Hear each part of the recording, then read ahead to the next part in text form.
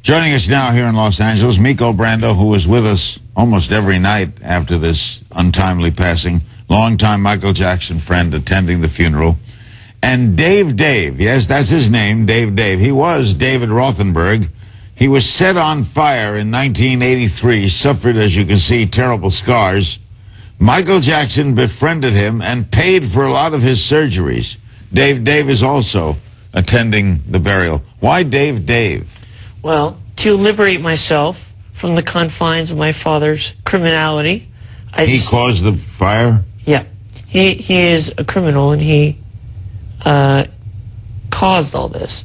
To free myself of his name and his legacy, I decided to become my own person through changing my name. We'll find out how Michael helped you, but Miko, is that a typical story of Michael helping people like this? Absolutely. When he would hear about stories of people in need or needed help, and when we watched the news together, he'd reach out to them, send them a basket, send them a note, get well, or whatever the incident would be, and he'd always reach out to people and help people. Even driving around town, he'd stop and help people. How did he find out about you, Dave? He heard about me, and he had contacted me and wanted to meet me. How old were you at the time? I was about 7 years old at the time. And were you in the hospital?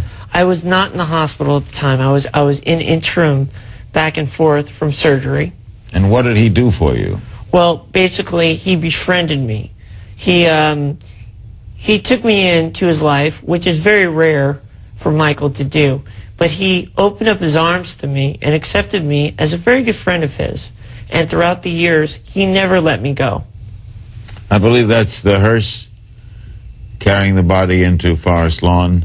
He will be interred. It looks like a beautiful place to have for him, Miko. It was very nice. It was a very nice compound. Yeah, we're going to be showing you a close-up of that. That is Forest Lawn. Were you surprised, Dave, to hear from him when you were 7? Oh, it's a very interesting story, Larry. It was kind of the visit to his Encino house was very impromptu, and it was kept a secret by my mother.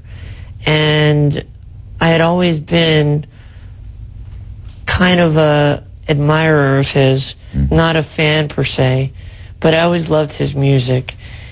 And my mother surprised me one day and brought me up to Neverland.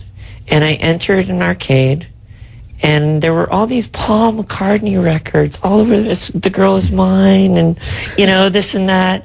And I remember sitting down, and at the time, my favorite video game was Pole Position. And I was playing Pole Position, and I felt a little tap on my shoulder, and I turned around, and there was Michael. And you know what, Larry? What? At that moment, we embraced, and that embrace never ended throughout our whole entire friendship. Dave, what don't we know about him we should know? Well, I believe what people fail to realize is that Michael was a human being. Throughout the years, I think he was kind of stigmatized by the media, and I believe that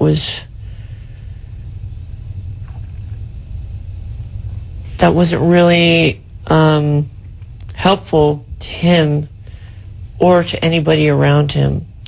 I believe that Michael was a great person. He has never hurt a soul, and I am happy to have been his friend for all these years and been a dedicated friend. Miko, how do you explain what Michael did for Dave? That's just the kind of human being he was. He's very loving, caring. He loved Dave from the day he met him. They became friends. Michael helped him through the years, and that's the kind of person Michael was. I mean, he loved a lot of people. He'll be missed and loved by a lot of people. Did he pay for a lot of your medicals? Actually, he did not pay for my medical. My mother had great insurance at the time.